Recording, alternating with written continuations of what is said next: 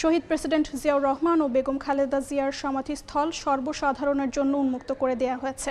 এই মুহূর্তে রাজধানীর শের-ই-বাংলা নগরে জিয়া উদ্যানে আছেন রিপোর্টার মুরসালিন হক। সরাসরি যাচ্ছি তার কাছে।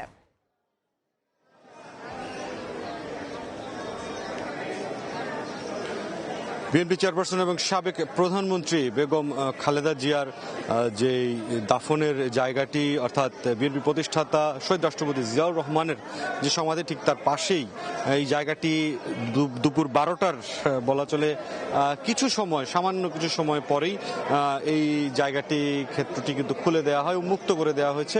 সাধারণ মানুষের যে ভিড় ছিল এখানে এসে দোয়া মোনাজাত করা, সেই বিষয়টি দেখার জন্য তাদেরকে এখানে প্রবেশের যে সুযোগটি দেওয়া হয়েছে, তার প্রেক্ষিতে এই এলাকায় প্রবেশ করার সাথে সাথেই কিন্তু বিভিন্ন মানুষ তারা তাদের দোয়া এবং মোনাজাতগুলো করছেন।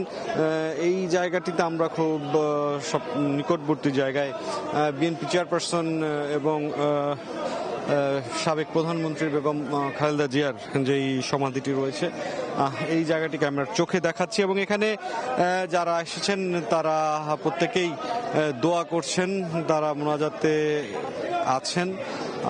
গতকাল সন্ধ্যা নাগাদ বিএনপি চেয়ারপারসন এবং সাবেক প্রধানমন্ত্রী বেগম খালেদা জিয়াকে ঠিক এই স্থানটিতে সমাহিত করার পর থেকেই এখানকার যে অন্যান্য আনুষঙ্গিক যে কাজগুলো ছিল সেই কাজগুলোর জন্য সকাল 11টা পর্যন্ত সড়ক, অর্থাৎ এই যে জিয়া উদ্যান সংলগ্ন যে লেক রোড পূর্ব থেকে পশ্চিমমুখী, এই সড়কটি বন্ধ থাকে।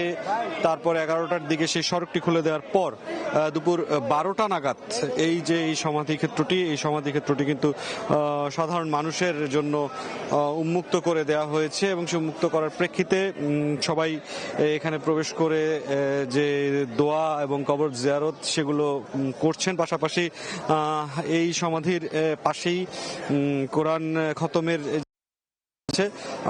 সেটিও এখনো চলমান রয়েছে।